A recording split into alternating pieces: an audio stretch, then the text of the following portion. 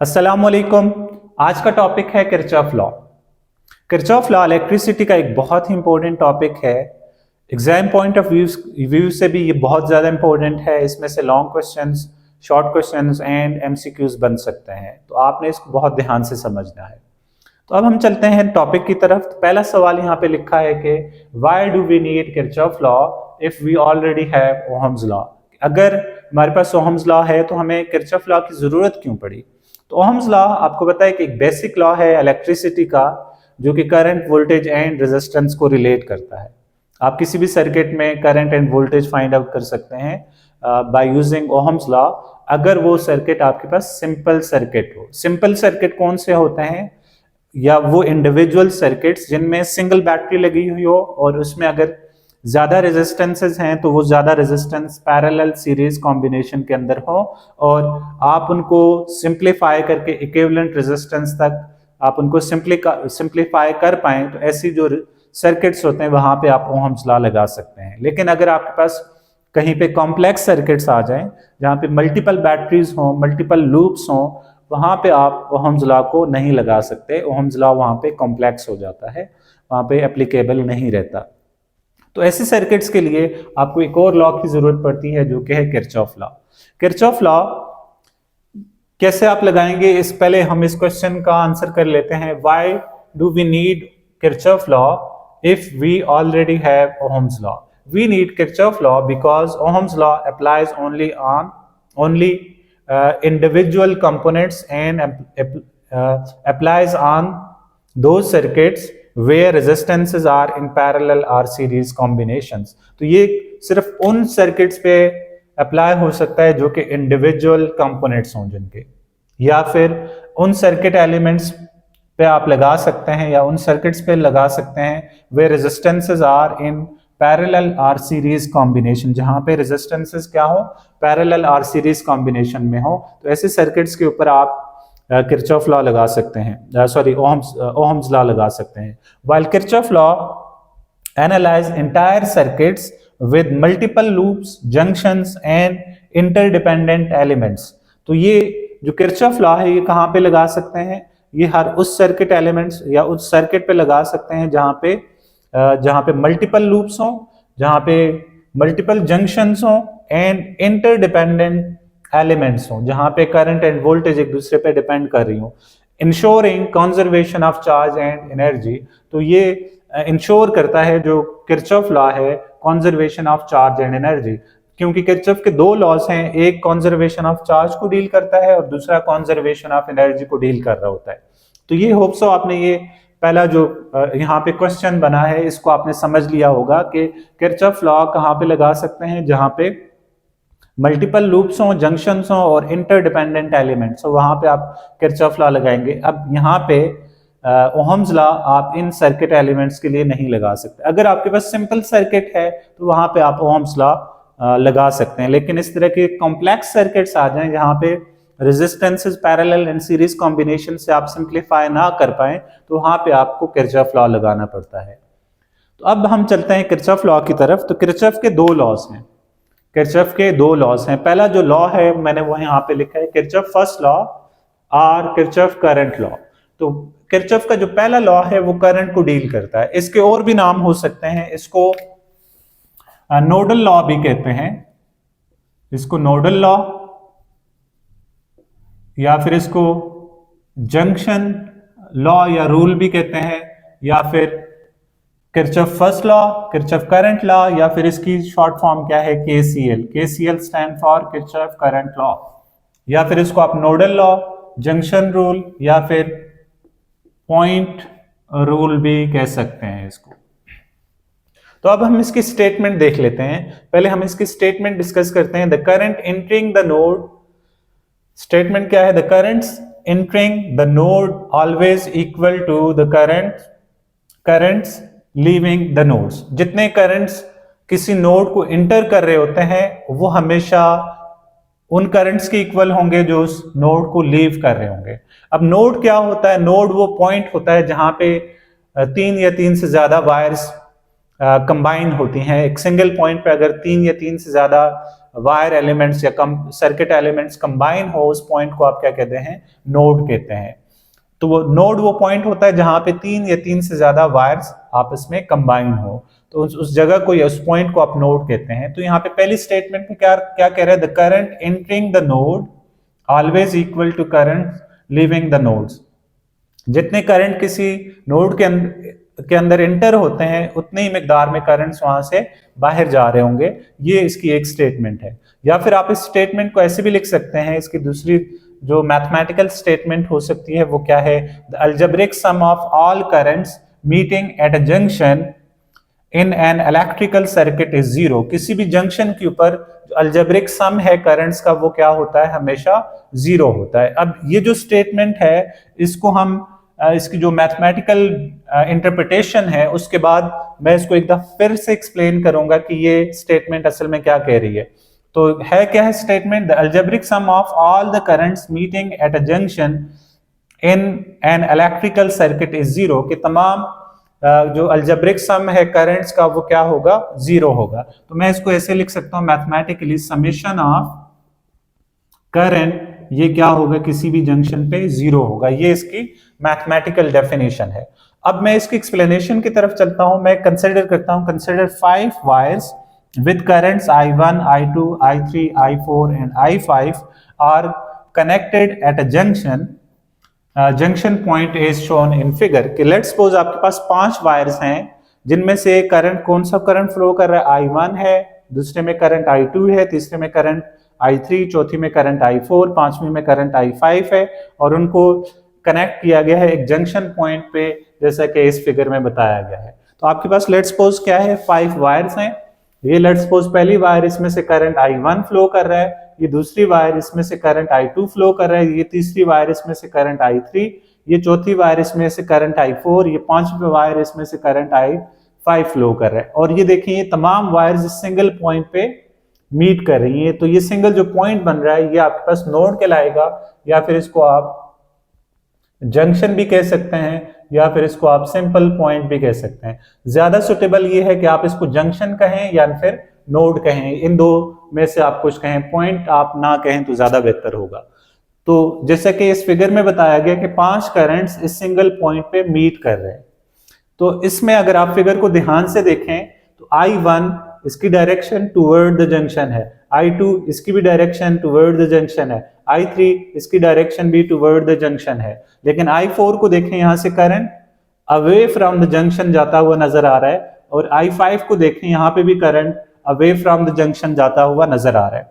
तो ये बात मैंने यहाँ पे लिखी है कि I1, I2 and I3 flowing toward the junction. ये तीनों करंट्स क्या कर रहे हैं, फ्लोइंग टुवर्ड द जंक्शन या फिर नोड कर रहे हैं, by convention taken as positive. ये जो तीनों करंट्स हैं ये आपके पास जो कि जंक्शन की तरफ मूव कर रहे होंगे, इसके लिए कन्वेंशन क्या है, इसको आपने पॉजिटिव लेना है। और ये जो करंट्स हैं इनको आप कन्वर्जिंग करंट भी कहते हैं। ये आप इन करंट्स को आप क्या कहते हैं, कन्वर्जिंग करंट्स भी कहते हैं, क्योंकि ये एक सिंगल पॉइंट पे कन्वर्ज हो रहे हैं या इस सिंगल पॉइंट पे जमा हो रहे हैं या इकट्ठे हो रहे हैं। तो इस वजह से हम इन करंट्स को जो कि सिंगल पॉइंट पे कन्वर्ज हो रहे होंगे उनको आप कन्वर्जिंग करंट भी कहेंगे। Also known as, these currents are also known as converging currents. इसके बाद अगर आप देखें I4 एंड I5 को देख लें तो ये अवे फ्रॉम द जंक्शन या नोड मूव करते हुए नजर आएंगे आपको। तो ये बात मैंने लिखी है, while currents I4 and I5 are flowing away from the junction or node, these currents are taken as negative। ये जो दो करंट्स हैं ये आपके पास क्या हैं, away from the junction move कर रहे हैं, तो ये आपके पास कौन से करंट होंगे, ये नेगेटिव करंट्स होंगे, क्योंकि ये जंक्शन से बाहर की तरफ जा रहे हैं। और इन करंट्स को आप डाइवर्जिंग करंट्स भी कहते हैं। ये आपके पास कौन से करंट्स हैं, डाइवर्जिंग, ये कौन से करंट है, डाइवर्जिंग करंट्स भी कह सकते हैं इनको, नेगेटिव करंट्स या फिर डाइवर्जिंग करंट्स कहते हैं। These currents are taken as negative, these currents are also known as diverging current. ये आपके पास ये करंट डाइवर्ज हो रहे हैं या फैल रहे हैं। देखें जितना आप आगे चाहते जाएंगे तो ये करंट्स एक दूसरे से दूर जा रहे होंगे, तो इस वजह से हम इनको क्या कहते हैं, डाइवर्जिंग करंट कहते हैं। इसके बाद मैं बात कर लेता हूं इसकी मैथमेटिकल फॉर्म की। तो मैथमेटिकल फॉर्म के लिए मुझे इस स्टेटमेंट से ही इसकी मैथमेटिकल फॉर्म बनानी पड़ेगी। तो मैं लिखता हूं कि according to statement of Kirchhoff current law, according to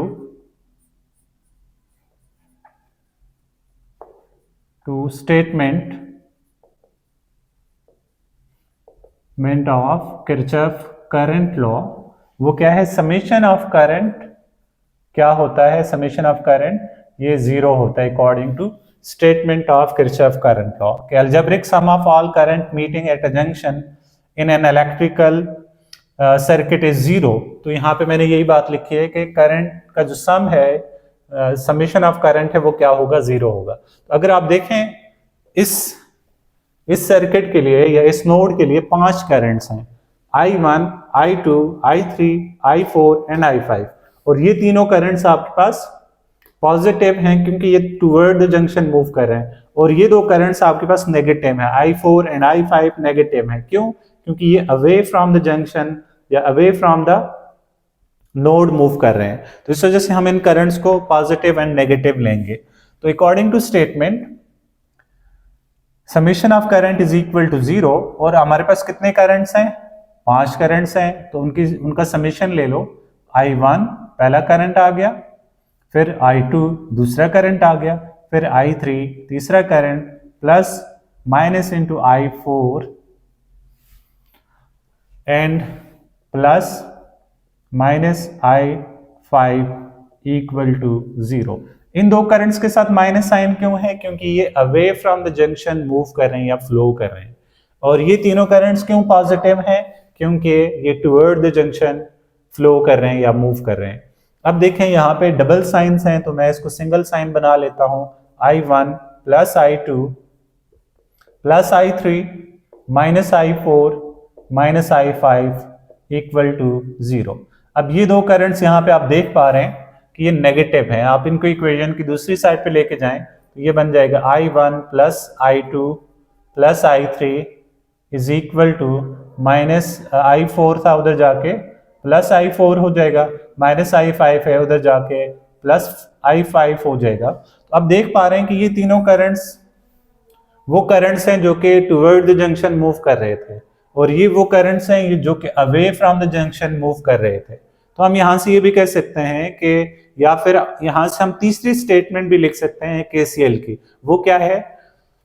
the summation of current, ये आपके पास कौन सा करंट है, ये देखें, पॉजिटिव करंट या वो करंट जो कि जंक्शन की तरफ मूव कर रहे हैं, इनको हम कह सकते हैं कन्वर्जिंग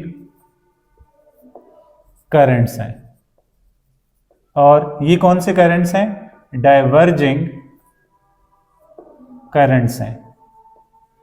तो ये भी एक और स्टेटमेंट बन सकती है KCL की कि कन्वर्जिंग करंट्स हमेशा डाइवर्जिंग करंट्स के इक्वल होते हैं। तो ये इसकी मैथमेटिकल फॉर्म है फॉर दिस जंक्शन, जो कि जिसमें 5 करंट्स थे। तो आप इसको ऐसे लिख सकते हैं। अब यहाँ पे ये जंक्शंस डिफरेंट भी हो सकते हैं, 4 करंट्स भी हो सकते हैं, 3 भी हो सकते हैं, 10 भी हो सकते हैं।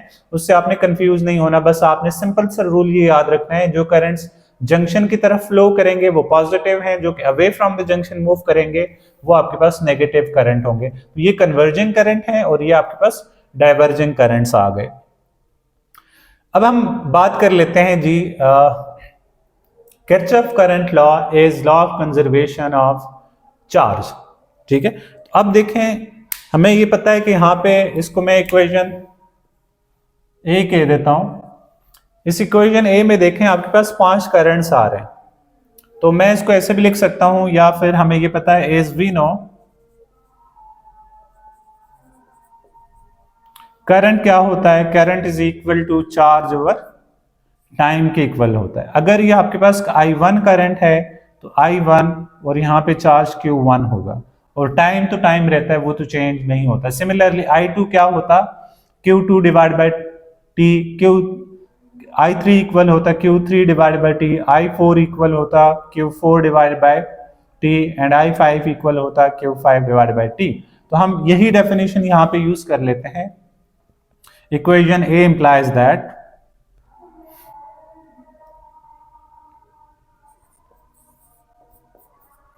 I1 की जगह आप लिख सकते हैं Q1/T, I2 की जगह लिख सकते हैं Q2/T एंड I3 की जगह Q3/T आ जाएगा, इज इक्वल टू I4 की जगह Q4/T आ जाएगा प्लस Q5/T आ जाएगा। अब इन दोनों साइडों पे आप देखें टाइम डिनोमिनेटर में आ रहा है, तो टाइम को आप कॉमन ले लें तो ये होगा Q1 plus Q2 plus Q3, और आपने यहाँ से टाइम को फैक्टर आउट कर लिया, कॉमन ले लिया 1/T को, और इस साइड पे भी 1/T को कॉमन ले लें तो यहाँ से Q4 प्लस Q5 आ जाएगा। तो 1/T का फैक्टर यहाँ पे 1/T के फैक्टर के साथ कैंसिल आउट हो जाएगा।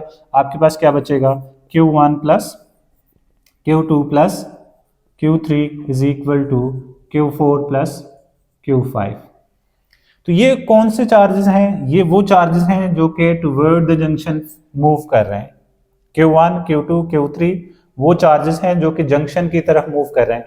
Q1 देखें, करंट I1 की वजह से वो चार्ज जो फ्लो कर रहे हैं टुवर्ड जंक्शन, तो ये आपके पास Q1 आएगा। यहाँ से आपके पास Q2 T टाइम में फ्लो कर रहा होगा, यहाँ से Q3 T टाइम में फ्लो कर रहा होगा। इस तरह से यहाँ से I4 में चार्ज इस डायरेक्शन में फ्लो कर रहा है, Q4 away from the junction move कर रहा है, और यहाँ पे Q5 इस डायरेक्शन में मूव कर रहा है।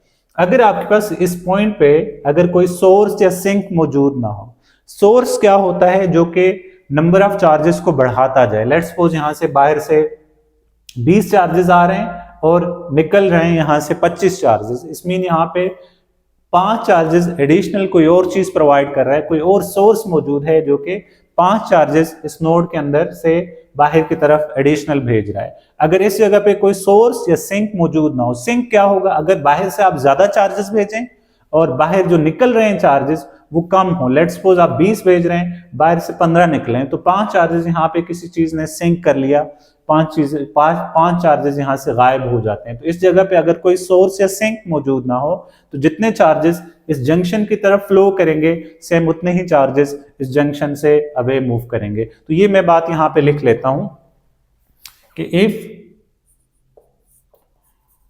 There is no source or sink at the junction,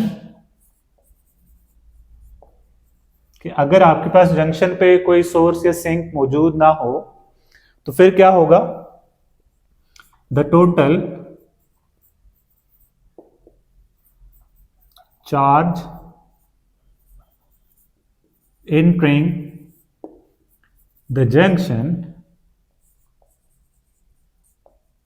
कि जितना चार्ज उस जंक्शन की तरफ इंटर हो रहा है वो इक्वल होगा, will be equal to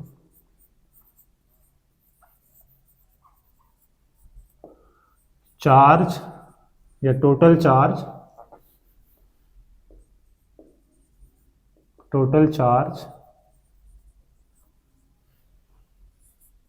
leaving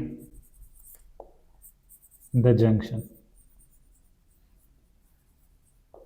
ठीक है, अगर वहां पे जो जंक्शन है वहां पे कोई सोर्स या सिंक मौजूद ना हो तो जितना चार्ज वहां पे एंटर कर रहा है जंक्शन में उतना ही चार्ज वहां से लीव करेगा। तो ये असल में क्या बन जाता है, manifestation of law of conservation of charge बन जाता है।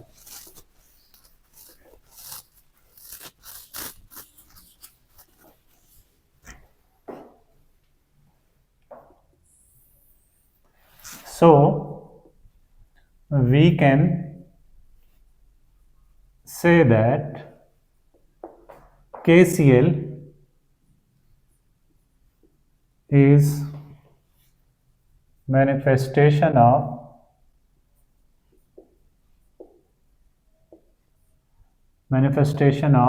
law of conservation of